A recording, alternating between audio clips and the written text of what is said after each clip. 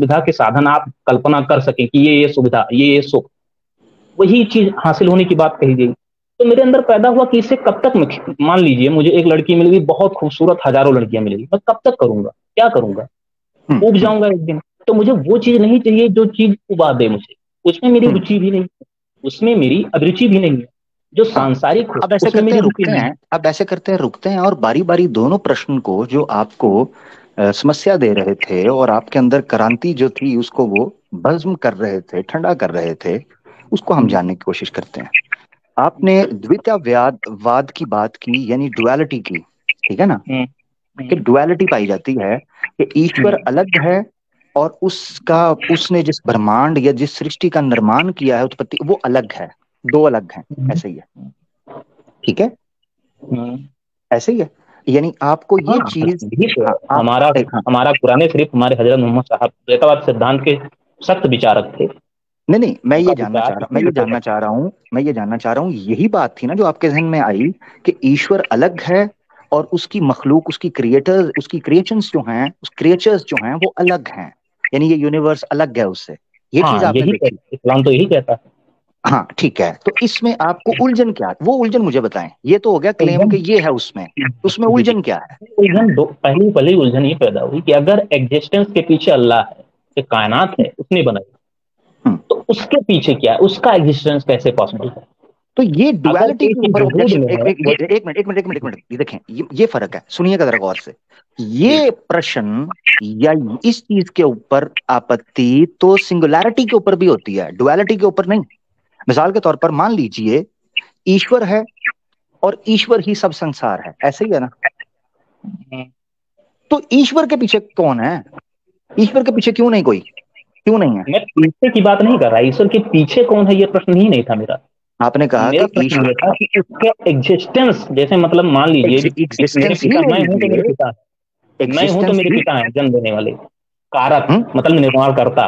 तो अगर मैं हूं यानी एग्जिस्टेंस के पीछे कोई ना कोई वजह जरूर होती है, कैसे एग्जिस्ट हो सकती है कोई बिना एग्जिस्टेंस के पॉसिबिलिटी के? अच्छा नहीं, आप समझे? मसला, मसला ये है इस वक्त, जी। एग्जिस्टेंस जो है ना, एग्जिस्टेंस अगर इटसेल्फ एक ऑब्जेक्शन या एक क्वेश्चन बन के आपके सामने आ रहा था ना, एक प्रश्न था, हम्म, तो वो हम्म। सिंगुलैरिटी के ऊपर भी आना चाहिए। नहीं, वहां यानी विकासवाद का सिद्धांत आ जाता तो ये चीज अगर टूट आप जाएगी। मान सिंगल, लीजिए, मान लीजिए, अगर सुनिए। आप अगर आप जी।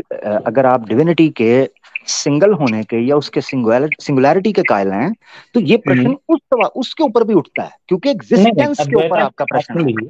जी जी, हम्म, अद्वैतावाद सिद्धांत पे जब आइए, अद्वैतावाद मतलब जो आप कहें सिंगुलरिटी की बात, अद्वैतवाद हम्म, के सिद्धांत को इसके कुछ जवाब मिल जाते हैं। यहाँ ये कहता है कि वही वो है, सब विकसित हुआ है। तो जब ये हो जाता है कि सब कुछ वही वो है, जो कुछ है वो हाँ भ्रम है कि तुम हो, ठीक है, यानी कि जो कुछ दुनिया में दिखाई दे रहा है वो सिर्फ भ्रम मात्र है, मैंने आपसे, बाकी सब मेरी कुछ बात वही समझे, मेरी बात समझे, आपने है। पता है जी क्या किया, आप एक स्टेप आगे चले जी, गए हैं, आप अद्वैता को एक्सप्लेन करने के लिए चले गए, मैं उस तरफ गया ही नहीं अभी। जी। मैं जो द्वैता है, उस हम्म। वाद को, उस विचार के ऊपर आपकी जो आपत्ति है उसको समझना चाह रहा हूं, आपकी उस पर ऑब्जेक्शन क्या है? मुझे तो वो नहीं समझ आया कि वो एक ऑब्जेक्शन आपने किया एग्जिस्टेंस ऑब्जेक्शन का, नहीं कि है, अगर, मेरा ऑब्जेक्शन नहीं है। तो पहली बात तो ऑब्जेक्शन जब नहीं, एक मिनट, एक मिनट, द्वैतावाद एक मिनट, की एक मिनट, मीडिया एक मिनट, थी। अनाम जी, अनाम जी जी, जी ये जी। कंफ्यूजिंग हो रहा है, अगर ऑब्जेक्शन नहीं है तो हम्म, छोड़ना या उससे निकलना या उसको तर्क करना या उससे दूर होना, इसका सवाल तो ऑब्जेक्शन, मिसाल के तौर पे मुझे किस चीज से ऑब्जेक्शन नहीं है, मुझे उसको एक्सेप्ट करने में भी कोई आपत्ति नहीं होगी, एक्सेप्ट करने की, ना एक्सेप्ट ना करने की या किसी चीज को रिजेक्ट और निग्लेक्ट करने की वजह ही तब बनती है जब मुझे उसमें ऑब्जेक्शन नजर आते हैं। आपकी तो मुझे लॉजिक ही समझ नहीं आ रही। अभी तो अद्वैत के हम एक्सप्लेनेशन पे नहीं गए कि जो अद्वैत है वो कितना खूबसूरत है, क्या है, उस पर जो आपत्तियां मुझे हैं वो मैं भी रखूंगा, मगर आप पहले द्वैतावाद के ऊपर बात करें। देखिए, उसी चीज को मैं कह रहा हूँ कि जब स्वतः कोई चीज होती है, आप समझें किसी लड़की से प्रेम करना है तो कोई काम थोड़ी ना कि मैं करूंगा, ये स्वतः घटता है, ये घटना है, अपने भीतर घटती है। जिस सिद्धांत पे मेरे भीतर कोई क्रांति स्वतः नहीं घटती है, उसे जबरदस्ती घटाना पड़ेगा। लड़की, हाँ, हाँ, जी लड़की जी से जब जी। आप प्रेम करते हैं तो उस प्रेम को किस तरीके से एक्सप्रेस करते हैं, ये आपके भीतर जी। होता है या इसका एक्सप्रेशन होता है? इसको मैंने जहां तक समझा है, मैं ये नहीं जानता कि पुस्तकों में क्या है, लोगों का विचार क्या है, लेकिन जो मैंने अनुभव किया है, the happiness of taking, the happiness of giving, the happiness of everything, not one, the happiness of हाँ जी, टेकिंग यानी कि हम पाकर खुश होते हैं, नहीं ये नहीं, ये शुरुआती मुझे, है। नहीं नहीं नहीं, ये मुझे मोटिवेशनल स्पीकर ना सुनाए, मुझे नहीं सरल नहीं, भाषा ऐसी के ये अंदर कोई, मुझे बताएं। जी जी जी, ये अब ऐसे समझ लीजिए जैसे एक ज्योति से दूसरी ज्योति का जल जाना, यानी एक लड़की सिर्फ कारक मात्र होती है, उससे स्वतः, यानी कि एक क्या गालिब की है? बात है ना कि ओहो, इसको वो आतिफ है मुझे गालिब। मुझे नहीं लॉजिक, सॉरी मैं आपको रोक इसलिए रहा हाँ, हूँ, मुझे कोई नहीं समझ आई। मैं ये पूछ रहा हूँ आपसे, एक लड़की से आपको प्रेम हो गया, आपके भीतर है ना वो प्रेम, ऐसे ही है ना? निश्चय निसंदेह। उस हाँ, उस प्रेम का नेचुरली एक्सप्रेशन हम्म, होता है। हम्म, हमने यही देखा है, हम्म, प्रैक्टिकली यही है। मिसाल के तौर पर हम्म, मुझे अगर किसी लड़की से प्रेम होता है, उस प्रेम का एक्सप्रेशन ये है कि मैं केयरिंग हो जाऊंगा, है कि नहीं? हम्म। मैं पोजेसिव भी हो सकता हूँ। मिसाल के तौर पर अच्छा, मैं ये कहूँ कि ये स्वतः मेरी ही होता रहे। है या जरा किया सुनिएगा, जाता है? जरा यानी कि सुनिएगा, अगर कोई सुनिएगा, भी लड़की आपके सामने कॉन्सेप्ट ला जरा दी जाए, समझिएगा। आपसे कहा जाए प्रेम कर लीजिए, तो कर पाएंगे आप? पहले प्रोसीजर समझ लें, प्रोसीजर समझ लें, जी उसके बाद देखते हैं। एक मिनट जरा रुके, एक मिनट। जी।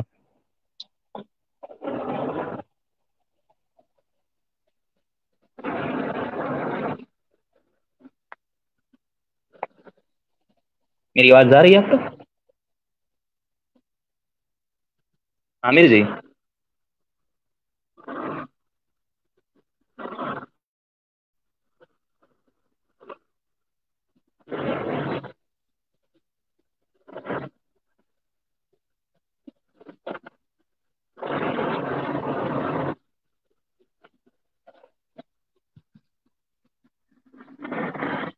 जी आपको आवाज आ रही है? सॉरी मैंने म्यूट किया था अपने आप को ना, मैं जी थोड़ा जी सा जी, बिजी हो आ गया था। रही है, अब देखें, बिल्कुल आ रही पहले ना, पहले प्रोसीजर समझ लें जो मैं आपको बताना चाह रहा हूँ। देखें, है। जब आपको किसी लड़की से प्रेम होगा ना, तो सर्टन सिम्टम्स होंगे जो भीतर नहीं होंगे, हम्म, एक्सटर्नली बाहर होंगे। भीतर के ऑपोजिट क्या होता है? हिंदी वर्ड जरा मुझे इसी बहाने सिखा भी दें। हम भीतर के अपोजिट बाहर होता है, ये तो चलें बहुत ठीक है, सरल यानी चीज है। यानी बाहर ही बोलते हैं उसको। नहीं, मैं चाह रहा था जी कि जी। शुद्ध हिंदी के अंदर बाहर को क्या बोलते होंगे? भीतर के ऑपोजिट। भीतर के ठीक है, अपोजिट बाहर ही है ना। चलें ठीक है, ठीक है, सॉरी। अच्छा, अब ये है, देखें, जब कभी माइक म्यूट कीजिएगा, शन शन आ रही है। हाँ, थैंक यू। देखें, जब किसी लड़की से आपको प्रेम होता है ना, तो वो प्रेम के कुछ सिम्टम्स होते हैं जो आपको बाहरी बिहेवियर के अंदर तो नजर आते ही आते हैं, मगर बाहरी एक्सप्रेशंस होते हैं। मिसाल के तौर पर किसी लड़की से प्रेम होगा तो आप केयरिंग हो जाएंगे। केयर जो है वो भीतर नहीं होती, बाहर होती है। मिसाल के तौर पर वो लड़की संकट के अंदर है, जैसे श्री राम जी को माता सीता से प्रेम हुआ था, और जब वो संकट में थी तो युद्ध हुआ था। हाँ, तबाही मची थी, पर लंका लग गई थी। हाँ, तेल तेरे बाप का, कपड़ा भी तेरे बाप का, अग्नि भी तेरे बाप की, और जलेगी भी तेरे बाप की, ये हो गया था। ये सारा प्रेम के ही भीतर नहीं था, बाहर था। इसको कहते हैं प्रेम का एक्सप्रेशन। और इसी तरीके से पोजेसिवनेस होती है, पोजेसिव होना। यानी जब किसी को प्रेम होता है तो वो पोजेसिव भी होता है। मानो ये जानो कि जब उसको किसी लड़की से प्रेम हुआ है तो वो ये चाहता है, अवश्य ये चाहता है कि वो लड़की जो है उसके साथ सिंसियर रहे, उसके साथ तो चीट ना करे। ठीक है, जैसे श्री राम जी को माता सीता के बारे में लोगों ने भड़काना शुरू किया, उन पर आक्षेप लगाए, आरोप लगाए कि देखो काम खराब हो गया है, तो वो नहीं, वो चाहता। इसीलिए श्री राम जी की मर्यादा जो थी वो जलाल में आई, जोश में आई, अहंकार में आई, और उन्होंने कर दिया अग्नि परीक्षा। अब ये सारी वो चीजें थी जिनको समझना जरूरी है कि ये भीतर नहीं हुई, ये बाहर हुई हैं। रामायण का युद्ध जो है वो भीतर नहीं हुआ, बाहर हुआ है। अग्नि परीक्षा भीतर नहीं हुई, बाहर हुई है।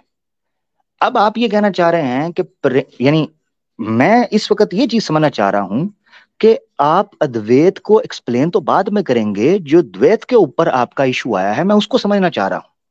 ये उसका प्रेम है जिसका एक्सप्रेशन है। मतलब इस्लाम ये कहता है कि अल खालिक सिफ्त का एक्सप्रेशन है ये यूनिवर्स, ये भीतर नहीं बाहर है। तो ईश्वर के भीतर अगर ये वर्ड बोला जाए समझाने के लिए, उसकी सिफ्त रही अल खालिक की, वो उसके साथ है, उसकी सिफात। मगर बाहर उसका जो एक्सप्रेशन था वो ये सृष्टि थी जिसका निर्माण उसने किया, और ये ब्रह्मांड था जिसकी रचना उसने की। भाई ये चीज है। अब आप माइक अनम्यूट करके बात कर सकते हैं। अब मैं ये कहना चाहूंगा, मेरे पास साथ जो प्रॉब्लम हुई वो ये हुई कि मुझे अगर कोई लड़की लाके दी जाए, कोई दावा करता है आप इससे प्रेम करके देखें, आप प्रेम में मुब्तला हो जाएंगे, मजनू हो जाएंगे। मैंने करके देखा तो वो कोई काम तो था नहीं, स्वतः घटने वाली घटना है प्रेम, तो मेरे करने से नहीं हुआ। अगर मुझे स्वतः हो जाता तो छूटता नहीं, यानी कि कोई चीज स्वतः न छूटे, तो बात अलग है। लेकिन अगर कोई चीज पकड़नी पड़े जबरदस्ती, तो वो तो मूर्खतापूर्ण है कि मैं पकड़े बैठा रहूं।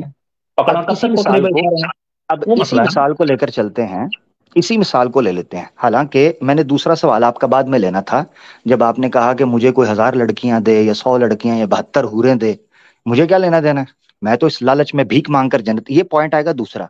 मगर अभी इसी मिसाल को जो आपने पेश के ले लेते हैं, आपको किसी ने कहा कि मैं तुम्हें लड़की देता हूं, तुम्हें उससे प्रेम हो जाएगा, मगर मुझे प्रेम नहीं हुआ।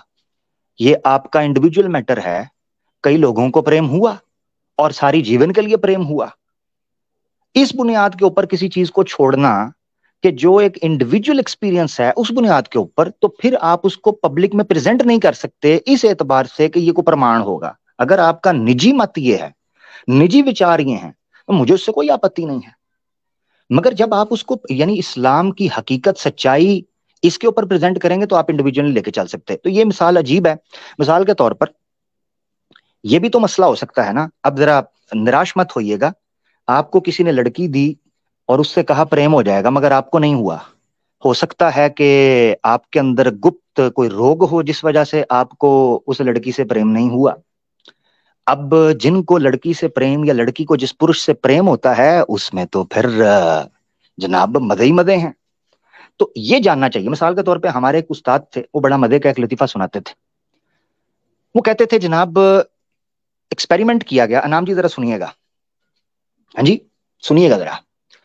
उन्होंने कहा जी, लेबोरेटरी के अंदर ना एक बॉक्स के अंदर टीचर ने एक चूहिया रखी और एक चूहा रखा, और साथ एक चीज का टुकड़ा रखा, पनीर का टुकड़ा, जो कि चूहे का मनपसंद है। वो जब पनीर का टुकड़ा और चूहिया और चूहे को रखते थे, चूहा चूहिया की बजाय पनीर के टुकड़े पर जाता था। जब वो रखें, चूहा पनीर के टुकड़े पर जाए, चूहिया को छोड़ दे। तो मास्टर जी ने कहा, देखा, इससे यह सिद्ध हुआ कि चूहा चूही के पास नहीं जाता, उसको पहले पेट पूजा फिर काम दूजा, उसको पहले खाने की है, उसको सेक्स की नहीं है। तो मेरे जैसा एक नटखट गोपाल स्टूडेंट वहां पर मौजूद था, उसने कहा, मास्टर जी कहीं चूहिया बदल कर देखिए, ये ना हो चूहे को ये चूहिया पसंद ना हो। तो मेरा मानना यह है कि आपने लड़की से आपको प्रेम नहीं हुआ, देखिएगा कि जिस लड़की को उसने आपके सामने, वो बाबा जी ने जिस कमरे में पेश किया हो, तो वो लड़की आपको पता नहीं क्यों पसंद नहीं आई।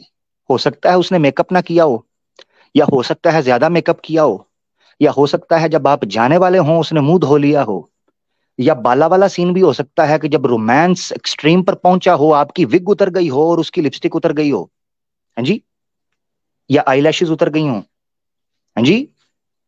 दोनों मामला तो हो सकते हैं, जरा इस पर भी गौर कीजिएगा अंजाम भाई, अनाम भाई जी। जी, मैं ये कहना चाहूंगा इसी बात पे। एक बात मैंने कही थी, है वो, और गौर फरमाइएगा कि है वो और जो रहते हैं बस्तियों में, है वो और जो रहते हैं बस्तियों में, हूँ मैं बंजारा मेरा घर ये जमी व आसमां है वो और जो रहते हैं बस्तियों में, हूँ मैं बंजारा मेरा घर ये जमी व आसमां है। खुद की इबादत से खुश होकर, खुद की इबादत से खुश होकर करता है जन्नत अता, खुद की इबादत से खुश होकर करता है जन्नत अता, उनका खुदा उनको हो मुबारक, हमारे खुदाए बेखुदी में ही जन्नत का मजा है। हमारी इबादत में शुरू हो गया दूसरा पॉइंट, आप अपनी बात रख लें, यही यहाँ से आपके दूसरे सवाल को मैंने लेना जी। मेरी यही सोच पैदा हुई थी कि इबादत से जन्नत अगर ढूंढा जाए तो मूर्खता है, इबादत में अगर जन्नत मिल जाए तो सच्चाई है। हम क्या बात, अपने भीतर अगर सच ढूंढे, अपने भीतर अगर उस ईश्वर को ढूंढे, उससे बेहतर क्या है कि मैं बाहर ढूंढता फिरूं, बाहर कहाँ मिलेगा। और जिन लोगों ने जो लोग मुझे फॉलो करने को कह रहे थे, जैसे मौलाना साहब थे, उन्होंने मुझे फॉलो, मैंने उनसे एक सवाल पूछा, क्या आपको मिला कुछ? नहीं, अगला सवाल आ जाएगा। अब ये रुक जाते हैं, ये अगला सवाल आ जाएगा। अगला सवाल, पहला सवाल हमने डिस्कस कर लिया। अगर आप द्वैत के ऊपर बात करना चाहेंगे तो हम उस पर बात मजीद करेंगे, मगर उसको मैंने क्लियर किया कि मुझे समझ नहीं आई कि एग्जिस्टेंस के ऊपर ऑब्जेक्शन है। सुनिए, अद्वैत पे भी मैं असहमत हूँ, मुझे उसकी भी कुछ क्वेश्चन है जिसका आंसर नहीं मिला, मैं वहां भी असहमत हुआ, इसलिए उसको भी छोड़ दिया मैंने। जबरदस्त। आपने बताया था आप यात्रा पे हैं, अभी आप सत्य की तरफ यात्रा कर रहे हैं, जा रहे हैं, ऐसे ही है ना, आपने बताया था। अच्छा, दूसरा जो प्रश्न है, इसीलिए आप मेरे नाम से देखिए, अनाम मतलब कोई नाम नहीं, मैंने सब कुछ छोड़ दिया, कुछ नहीं पकड़ा। अनाम यानी कोई नाम नहीं। वैसे अरबी में अनाम बोलते हैं जानवर को, पशु को, ठीक है ना। तो ये भी जरा देखिएगा, चेक कर लीजिएगा, सूरह अनाम भी है, निश्चित, मैं छुपाए। पशु के समान अपने आप स्वयं को मूढ़ भी समझता हूँ, मेरे अंदर ज्ञान नहीं है, मैं स्वयं को इतना जबरदस्त, ज्ञान क्या समझता बात। हूँ। जी। सदकल्लाहुल अजीम, सदकल्लाहुल अजीम। उलाइका शर्रुल अनआमी, ठीक है जी, बल हुम अज़ल, ठीक हो गया। अच्छा, उलाइका कल अनआमी बल हुम अज़ल। अच्छा, ये है कि अब मैं आपके दूसरे सवाल के ऊपर आने लगा। वो ये है कि आपने कहा कि मुझे भीख मांगकर अगर जो है ना वो स्वर्ग मिलता है, या मुझे लालच है कि मुझे इतनी औरतें मिल जाएं, उतने मिल जाएं, तो मुझे नहीं चाहिए। तो इबादत लालच की वजह से ना की जाए, इबादत की लालच में इबादत की जाए। बड़ी प्यारी बात आपने कही। मैं ना आपको पूरी सिंसेरिटी ऑनेस्टी के साथ एक बात बताता हूँ अनाम जी। जब इबादत वर्ड बोला जाता है इस्लाम में, आप उससे क्या समझते हैं, बताएं जरा। जी, जैसे मैं, मेरे जीवन में एक प्रेम उतरा था, टीनेज जब मेरी थी, तो एक लड़की से मुझे स्वतः प्रेम हो गया था। उसके प्रेम का ऐसा रास्ता कि चांद और सूरज इतने खूबसूरत लगते थे, शायद बचपन में भी उतने न लगते हो। तो वो स्वतः था, प्रेम का भाव मेरे भीतर के लिए, प्रेम का भाव पूरे पूरे जर्रे प्रश्न मैंने जर्रे में पूछा है, जी जी, सुने ना यही मैं सुने ना, समझा रहा हूँ, प्रश्न इबादत क्या है। प्रश्न मैंने प्रेम, पूछा है, वही गुलजार जी जवाब है। वाला उत्तर आप संजय लीला बंसाली वाला दे रहे हैं नहीं जी। नहीं नहीं नहीं, सच्चाई है, यही है इबादत का मजा। इबादत में वही मैंने सुकून मैंने है आपसे जो पूछा सृष्टि क्या में सुकून अनाम जी, अनाम जी, मैंने आपसे पूछा क्या, मैंने पूछा है जब है। इबादत वर्ड यूज होता है तो इस्लाम में आपने क्या समझा था। आपकी विचार नहीं पूछे, क्योंकि आप इस्लाम कह रहे हैं, मैंने एक्सेप्ट कर लिया था। आपने क्या समझा था कि इबादत वर्ड का मतलब क्या इस्लाम है। में यही समझा था, इस्लाम में मैंने ये पाया, यही समझा, क्या द्वैतावाद के सिद्धांत पे स्वयं का समर्पण मैंने समझा। क्या वर्ड है, समझाएं थोड़ा, क्या समझा, यही कि एक चांद चांद विराट, और सूरज प्यारे हो गए। बात समझने का प्रयत्न कीजिए। मैंने उस इस्लाम में मैंने एक चीज पाया, वो प्रेम रूप है, इश्क रूप है वो। मैंने उसे इश्क समझा वहां, कि वो सिर्फ इश्क है, उसे कोई नाम ना दो। अगर तुम नूर कहोगे तो भी छोटा हो जाएगा, उसे इश्क कहो जो विराट है। इबादत किसे कहते हैं इस्लाम मैंने में, इबादत आपने की क्या संज्ञा ली, समझा। मैंने जो समझा कि अगर किसी का पैर काट दिया जाए तो उसे पीड़ा पहुंचेगी, तो अगर उसके सजदे में पूरा जिस्म झुक जाए कि मेरे पास कुछ नहीं, मैं खुद को समर्पित कर रहा हूं, उस सजदे में झुकने के बाद जो करुणा पैदा होती है, उसके रस में हम जब नहा जाते हैं, उसे ही मैं अच्छा, इबादत कहता हूँ। तो यानी उसमें इतना घुटने मोड़ के नमाज पढ़ने लंबा, को मैंने इबादत नहीं कहा। इतना लंबा आपने समझा, इसीलिए फिर आपके अंदर क्रांति कोई नहीं आई, ठीक है जी। क्योंकि आपके जो सजदा करवा रहे हैं पहले उसमें टांग कट रही है, उसके बाद पीड़ाओं के अंदर नहाने की बात कर रहे, तो आपने तो वाकई क्रांति नहीं थी, यानी आपने भाग जाना था, तो आप इसलिए भाग गए। इसलिए जिन्होंने हमें अब फॉलो करवाया वो स्वयं नहीं पहुंचे हैं, तो ना, उनके रास्ते पे तो मुझे नहीं नहीं पहुंचना नहीं नहीं था। नहीं ना, नहीं नहीं ना, गलत समझा ना। मिसाल के तौर जी पर, मिसाल के तौर पर आप एक ऐसे व्यापारी के पास चले जाते हैं जो 2 नंबर माल बेच रहा है, और उसको खुद भी नहीं पता कि ये 2 नंबर है, क्योंकि उसने किसी 2 नंबरिए से लिया, ठीक है, जिसे हम कहते हैं रॉन्ग नंबर, आसान लफ्जों में। आप मिला लिया रॉन्ग नंबर। मिसाल के तौर पर इसकी मिसाल समझिएगा, मैं आपको अपना नंबर देता हूं, और मैं कहता हूं कि मैं आपका मित्र हूं, और आप किसी भी संकट में फंसे या किसी समस्या में फंसे, तो मेरा नंबर जो है इसको डायल कीजिएगा, मैं आपकी सहायता के लिए वहां फौरन जो है वो प्रकट हो जाऊंगा, आपका मित्र जो है। अब मैंने जब आपको नंबर दिया तो जल्दी में 3 की जगह 4 लिख दिया, एक नंबर, एक डिजिट, 3 की जगह 4। आपने उसको यही जानकर कि आमिर मेरा मित्र है, उसने मुझे अपना नंबर दिया है, आपने वो नंबर सेव कर लिया, आमिर हक मित्र, ठीक है जी। अब आपको रोड के करीब आप किसी संकट में फंस गए, परेशानी हुई, आपने कॉल की, और ऊपर लिखा है, आपके फोन पे लिखा है आमिर हक मित्र लिखा है, मगर कॉल जाती है पता है किधर, पागल खाने के अंदर। आप कहते हैं जी मुझे सहायता चाहिए, वो कहते हैं एम्बुलेंस भेज रहे हैं, आप कहते हैं आमिर से बात करवाएं, वो कहते हैं इलेक्ट्रिक शॉक लगेंगे, आप कहते हो यहाँ आना है, वो कहते हैं वहीं आके शॉक देंगे, इंजेक्शन लगाएंगे। अब इसमें गलती किसकी है, ना आपकी, ना मेरी, ना मेंटल हॉस्पिटल वालों की। ये छोटी सी मिस्टेक है। बाद औकात ये मिस्टेक जानबूझकर की जाती है, इंटेंशनली। बाद औकात ये गलती भूले से हो जाती है, क्योंकि हम मनुष्य हैं, हम गलतियां करते हैं, खता करते हैं। अच्छा, ये मिसाल समझने के बाद आप ये समझें कि अगर किसी मुसलमान ने आज तक आपको बताया ही नहीं है कि इबादत का अर्थ क्या होता है, ये है सबसे बड़ा मसला। और ये आपका नहीं है नाम जी, मैं आपको सही बात बताऊं, सत्य की बात, मेजोरिटी मुसलमानों को, मैं मेजोरिटी वर्ड यूज कर रहा हूं, मेजॉरिटी मुसलमानों को इबादत वर्ड का अर्थ, हकीकी अर्थ, मफहूम पता ही नहीं है कि इबादत कहते किसे हैं। उन्होंने इबादत का नाम रखा हुआ है 5 वक्त सजदा करने को, मस्जिद में जाने को। उन्होंने इबादत समझा हुआ है साल में 1 मास के रोजे रखने को। माइक म्यूट कर लीजिएगा। उन्होंने इबादत समझा हुआ है साल में 1 बार पैसा गरीब को देने को। उन्होंने इबादत समझा हुआ है सिर्फ ताकत हो तो हज के घर उसको यात्रा को जाने को। उन्होंने सिर्फ इबादत समझा हुआ है इन इबादत को जिनको वो ये समझते हैं कि सिर्फ यही इबादत है। इबादत का सही मतलब ये था कि ईश्वर का रचित या ईश्वर का प्रकाशित धर्म है, उसका पालन करना कंप्लीटली धर्म।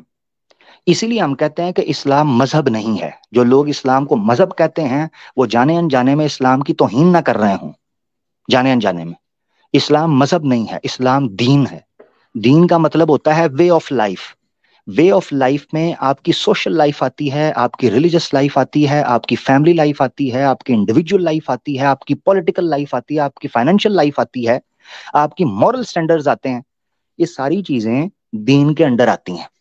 उस दीन पर चलने का नाम इबादत है। अब जरा समझिएगा, गौर से सुनिएगा जरा।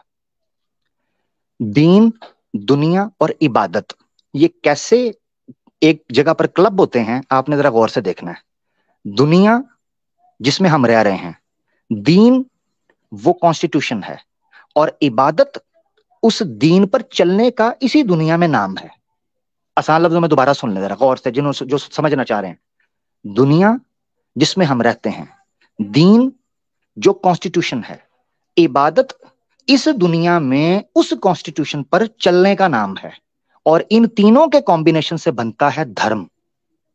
यानी धर्म का पालन तब होगा जब कोई व्यक्ति जन्म लेने के बाद इसी धरती में इसी जन्म पर उस दीन के मुताबिक जिंदगी गुजारेगा। उसको कहते हैं इबादत। सिंपल। अब मुझे बताएं इसमें किस जगह पर कठिनाई थी और क्या मुश्किल थी। अब एक और बात मैं समझाना चाहता हूं। किसी बंदे के पास भी रैशनल थिंकिंग होगी ना, और मैं अनम भाई ने जो लॉजिक दिया ना, मैं अनम भाई से पूछता हूं। अनम भाई, आप 28 साल के हो गए, आपने बोला माशाल्लाह यंग हैं। अनम भाई, आप जॉब करते हैं? जी नहीं। बिजनेस करते हैं? जी नहीं। एलएलबी। एलएलबी। एलएलबी है, यानी आपका प्रोफेशन जो है वो वकालत है, एलएलबी। ठीक है। तो आपको केसेस मिलते हैं और आप वो केस फाइट करते हैं और उसके बाद आपको वो जो आपकी फीस होती है वो देते हैं, ऐसे ही है? जी नहीं, एलएलबी मेरी दिशा थी। मैंने एमए किया है, एमफिल करने का प्रयत्न था उसमें। एलएलबी मैंने किया था 2 साल का। आसान लफ्जों में आपका प्रोफेशन क्या? प्रोफेशन कुछ नहीं है मेरा। एक प्रोफेशन है, मैं आध्यात्मिक यात्रा में जाना चाहता हूँ।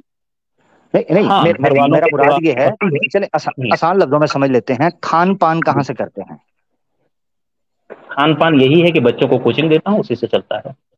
हाँ, कोचिंग में क्या देते हैं आप? कोचिंग में जो एकेडमिक स्टूडेंट है, हाई स्कूल इंटरमीडिएट, उन्हीं बच्चों को मैं ट्यूशन देता हूँ। ठीक है। और ये सुबह के टाइम आप देते हैं या शाम के टाइम? दोनों टाइम। दोनों टाइम। कितने कितने घंटे के लिए? 2 घंटे सुबह, 2 घंटे शाम। 2 घंटे सुबह, 2 घंटे शाम। पर स्टूडेंट कितनी फीस चार्ज कर रहे हैं आप, अगर बताना चाहें तो? 2000। ठीक है। ये 2 घंटे फिक्स होते हैं या आप 4 घंटे फिक्स होते हैं या आगे पीछे भी होते हैं? नहीं, ये फिक्स होते हैं। फिक्स होते हैं। बस यही इबादत है भाई, यही इबादत है। अब आप समझिएगा, जिस लालच में 2 घंटे सुबह, 2 घंटे शाम इस दुनिया के महात्मा गांधी के चंद टकों के लिए आप नौकरी कर रहे हैं ना, इस स्वार्थ को भी बीच में से जैसे निकाल दिया ना आपने, तब मैं मानूंगा कि आप सत्य की यात्रा पर निकल रहे हैं।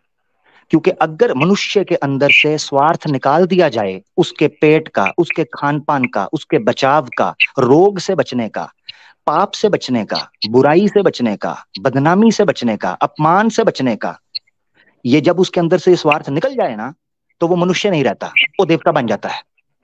मनुष्य जब तक होगा उसको ये स्वार्थ उसके अंदर होगा, इसी के लिए वो जीता है और स्ट्रगल करता है। समस्या तब है जब वो स्वार्थ को दूसरों की हानि के लिए इस्तेमाल करना शुरू करे, और जब तक वो समाज की हानि से हटकर उनके फायदे के लिए उनके पक्ष में काम करना शुरू करे, मनुष्यवाद के, तो उसको कोई बुरा स्वार्थ नहीं कहता, उसको पैशन मिलता है। इसी तरह ही अगर कोई मनुष्य ये कहे कि मुझे कल क़यामत के दिन जनाब अल्लाह ताला स्वर्ग देंगे या मुझे हूरें मिल जाएंगी, और वो उस काम के लिए यहाँ पर अच्छा काम कर रहा है, तो वो बुरा नहीं होता, वो लालच बुरी नहीं है, वो लालच अच्छी है। जिस तरह आप बच्चों को 2 घंटे सुबह 2 घंटे शाम कोचिंग करते हैं, इसलिए कि आपको 4 पैसे मिले ताकि आप अपना किचन चला सकें, अगर शादी हुई है तो अपने बच्चों का ख्याल रख सकें, नहीं भी हुई तो अपना पालन पोषण, अपने खान पान का बंदोबस्त कर सकें, भिखारी ना बन सकें, क्योंकि भिखारी बनना इंसान को बुरा लगता है, यही बता रहे थे ना आप। मगर उसके लिए आप 2 घंटे सुबह 2 घंटे शाम जाते हैं और उनकी फीस का इंतजार करते हैं, वो भिखारी बनना नहीं है। आप बोलेंगे नहीं, क्यों? क्योंकि आप मेहनत कर रहे हैं। तो फिर जन्नत मेहनत करके हासिल करने वाला भिखारी कैसे बन सकता है? उसने धर्म का पालन किया है, उसने अपनी अपनी इच्छाओं को और अपनी चाहतों को दबाया है। आपको क्या लगता है किसी मनुष्य का दिल नहीं करता, किसी मुसलमान का या किसी धर्म के पालन करने वाले का, वो भी शराब पिए? उसका दिल नहीं करता वो भी गर्लफ्रेंड बॉयफ्रेंड बनाकर चले? उसका दिल नहीं करता कि वो भी कोई झूठ बोलकर पैसा कमाए, ब्लैक मनी कमाए? आपका दिल नहीं करता होगा, आप अपने आप को रोकते हो। बस इसी रोकने का नाम धर्म है। ये बुरों से रुक जाओ और अच्छों का काम करो, सिंपल मेरा नाम।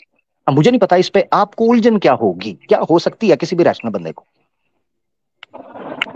जी, मेरी समस्या वो है ही नहीं। आप समस्या की बातों में आप नैतिक और मूल्यों पर ले गए। सामाजिक नैतिक मूल्यों को मैं भी स्वीकार करता हूँ, मैं मानता हूँ कि नैतिक मूल्यों पर चला जाए तो जीवन श्रेष्ठ हो सकता है, अच्छा हो सकता है जीवन। लेकिन सामाजिक नैतिक मूल्यों को मैंने बतौर उदाहरण के पेश किया है, असल विषय धर्म ही था।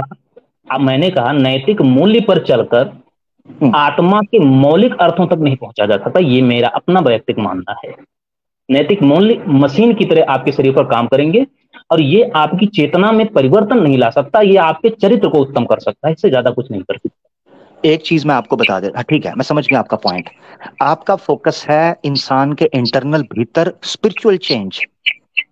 आप कहते हैं कि किसी इंसान को, और ये बड़ी उत्तम चीज है जो आप कह रहे हैं ना, असल में डिफरेंस पता है किस चीज का आ गया है? हम ये कह रहे हैं कि बाज औकात, मिसाल के तौर पर मैं अब मिसाल देता हूँ अनाम जी, क्योंकि आपको पता मैं देसी बंदा हूं, मैं झटकी मिसाल देता हूँ। अनाम भाई, आप बच्चा जब छोटा होता है, बच्चा छोटा होता है, माँ उसको चलना सिखाती है, सिखाती है ना? जी, ठीक है, हाथ पकड़ती है, 2 कदम लेता है, फिर छोड़ती है, वो गिरता है मगर वो थोड़ा सा बर्दाश्त सहन करती है, कोई बात नहीं, बच्चे को चोट लग गई मगर चलना तो सीख जाएगा। इसी तरह माँ बच्चे को चलना सिखाती है, बच्चे को खाना सिखाती है। कोई कह सकता है कि उसको रोबोट बना रही है? नहीं, उसकी वजह यह है कि बच्चों को छोटे छोटे समय में, छोटी एज के अंदर कुछ आदतें डालनी होती हैं ताकि उन आदतों को वो अपना धर्म बना सके, और बाद में जब समय आए तो उसके अंदर के विजडम को, उसके अंदर की हिकमत को, उसके अंदर के छुपे हुए अर्थ को वो जान सकें। अच्छा, अब ये चीज होती है कि जो आप कह रहे हैं ना, मैं आपकी बात से बिल्कुल सहमत हूं। यानी अगर मिसाल के तौर पे कोई मुसलमान सिर्फ धर्म का पालन ईश्वर के डर से करता जा रहा है और उसके असल जो स्पिरिचुअलिटी है उसको नहीं समझता, तो हम उसको चेंज नहीं ला सके। मिसाल के तौर पर समाज में, मैं अनाम भाई आपसे पूछता हूँ, समाज के अंदर आपको 2 प्रकार के आदमी मैं देता हूं।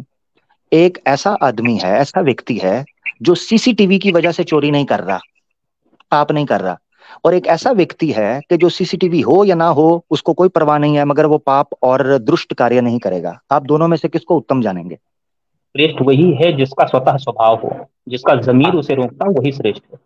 क्या बात है, क्या बात है! यानी सीसीटीवी कैमरा की भी कोई जरूरत नहीं, ऐसा ही है ना? जो जबरन नैतिक मूल्यों की, चूंकि इस्लाम में लिखा है या हिंदू धर्म में लिखा है ये नहीं करना चाहिए और मन करता है तो मूर्खता, उससे बेहतर है तुम कर ही डालो।